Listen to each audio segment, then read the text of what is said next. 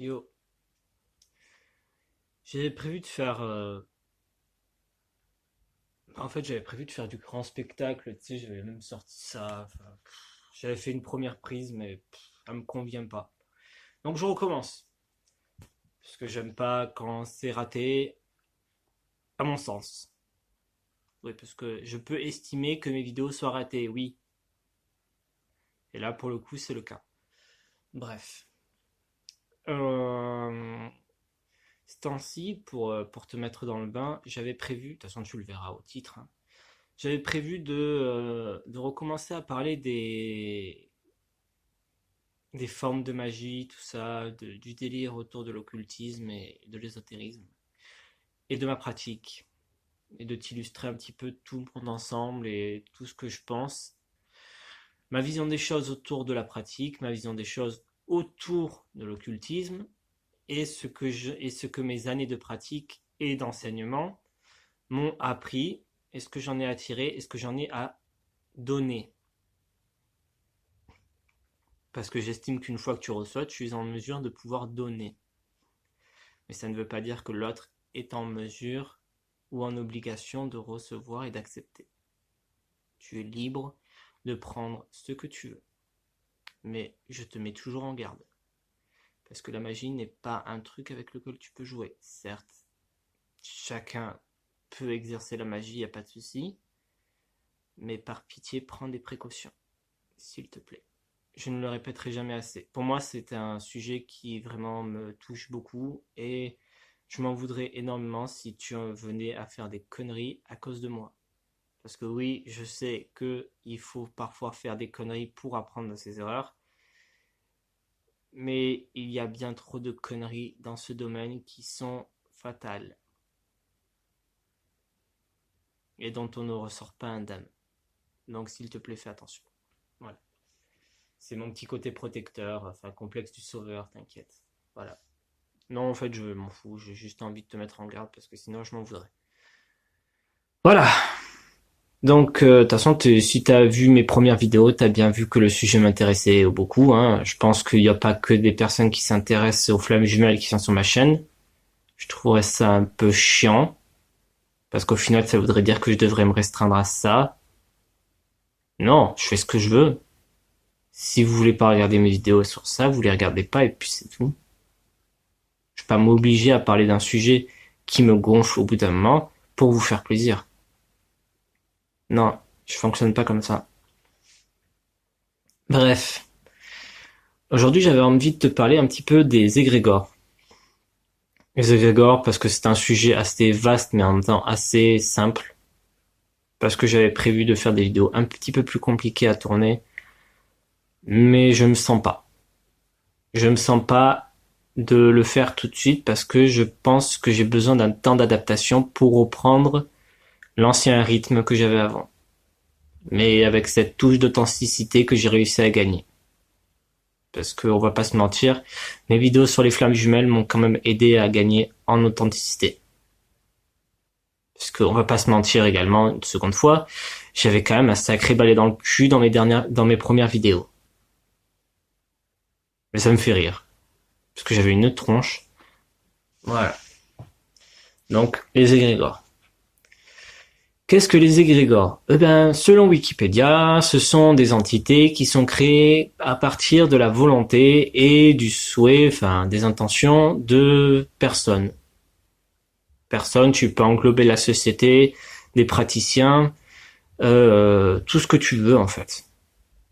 Tu peux englober absolument tout le monde. Sorcier, magicien, enfin magicien, occultiste ou pas. Ce que j'essaie de te dire, c'est que tu crées des égrégores tout le temps. Et là, ça peut te paraître complètement con, mais c'est ma vision des choses. J'estime que à partir du moment où tu as une volonté qui t'est propre, tu crées un égrégore.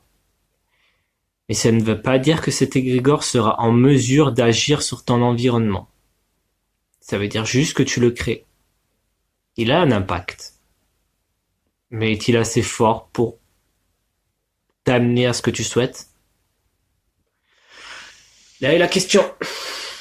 J'estime en fait qu'un égrégore, de base, euh, c'est un petit peu comme ce que décrivait Laetitia, Laetitia Les Mondes Intérieurs, par rapport à l'énergie. Elle disait dans une de ses premières vidéos que l'énergie c'était cette force que tu avais de modifier ton environnement. Tu sais, un petit peu comme une piscine, et tu jettes ou même une rivière, tu sais, même pas. Et tu jettes un galet dedans et ça fait un remous. Bah là, c'est pareil. Pour moi, c'est un petit peu ça, l'égrégore. C'est la force et la volonté de modifier ton environnement de par les vecteurs. Parce que oui, pour moi, les égrégores ne sont rien d'autre que des vecteurs énergétiques. Qu'est-ce que je veux dire par là? On peut modifier notre environnement, certes, on peut le modifier sur le plan physique. On peut le modifier sur le plan physique, c'est-à-dire, j'allume ma caméra, je tourne. Je me lève, je vais retirer le pli que j'ai causé en m'asseyant sur le canapé. Je vais marcher, je vais bouger de l'air. Je vais vouloir m'asseoir sur une autre chaise, je vais l'attirer. Je vais avoir un impact direct sur le physique, sur le monde palpable. Mais le monde éthéré, est-ce qu'on a un si grand impact que ça dessus? Je pense que oui et non. Je pense que oui et non dans la mesure où il y a des limites, et ces limites, elles sont comblées par justement ces égrégores, ces vecteurs. Évidemment que les égrégores sont des entités, mais évidemment également, à mon sens, que ces égrégores n'ont pas de forme consciente, n'ont pas d'indépendance à vivre. Ce ne sont pas des existences, ce sont des outils.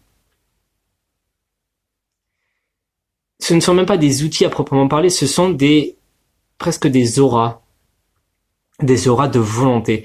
C'est-à-dire, pour t'illustrer un petit peu le délire, est-ce que tu as déjà vu l'animé ou le manga Elfen Lied? Tu vois les créatures de la race de Lucie, ce qu'on appelle un petit peu des évolutions humaines. Enfin, tu regardes ou tu regardes pas, c'est pas. Eh bien, dans cet animé, en fait, il existe des créatures qui ont le pouvoir d'atteindre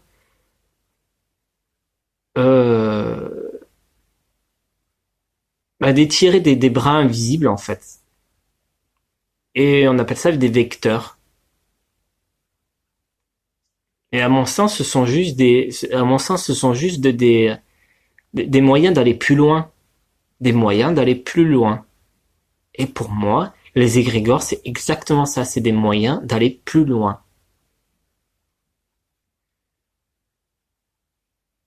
Évidemment que tu modifies ton environnement tout le temps. À mon sens, toujours. Évidemment que tu le modifies tout le temps. Parce que tu crées des vecteurs tout le temps. Mais demande-toi une chose. Est-ce que ce vecteur est assez fort pour modifier un environnement où des vecteurs sont quasiment tout le temps créés à l'inverse? Et c'est là le problème. Là, on va parler un petit peu de magie et de cérémonies rituelles. Je suis praticien. Pratiquant. Praticien, c'est pas pour la médecine. Bon, bref. Et depuis quelques années, j'ai remarqué un truc, c'est que j'ai horreur de pratiquer en groupe. Et j'ai compris pourquoi.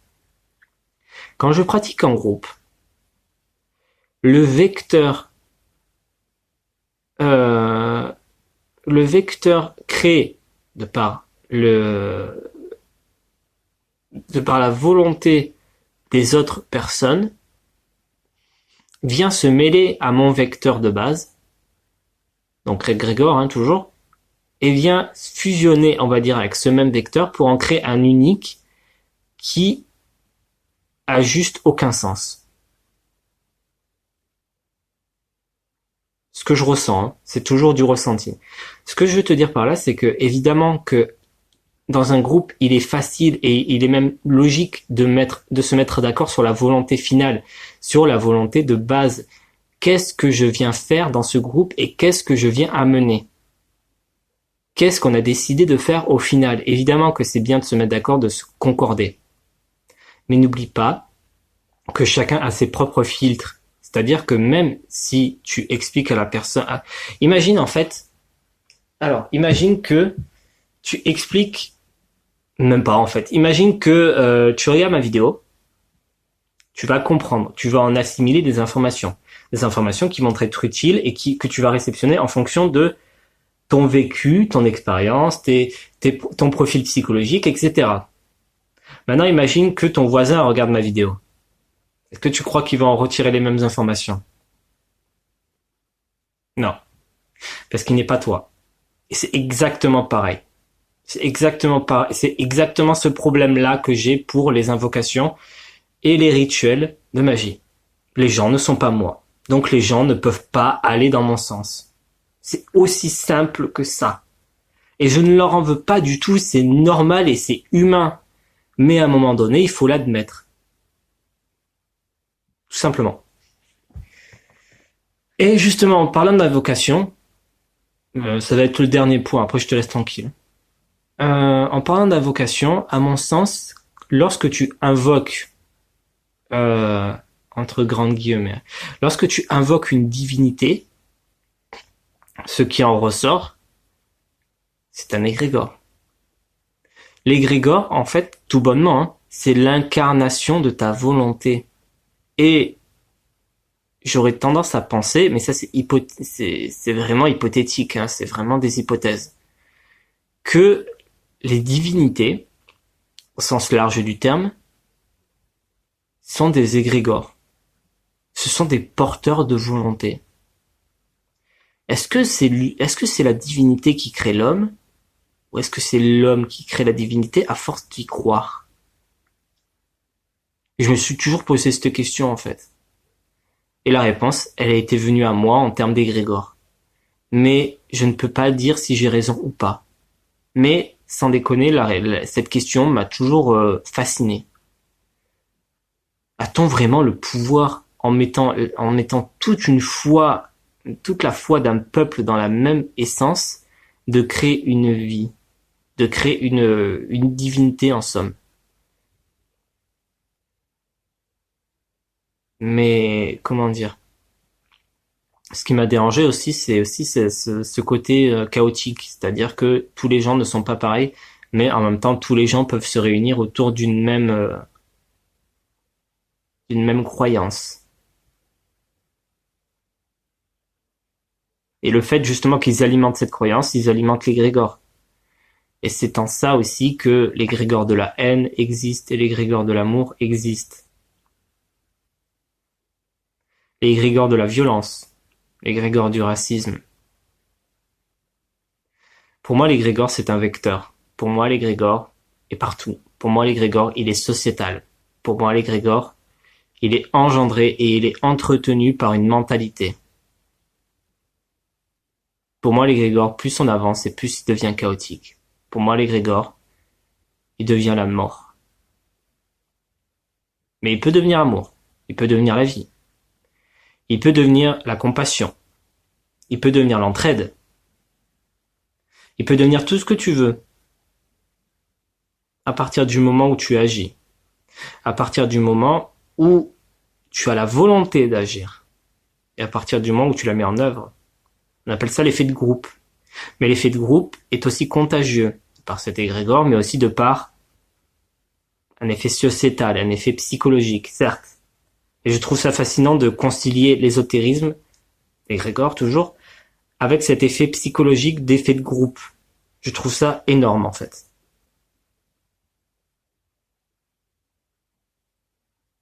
Voilà.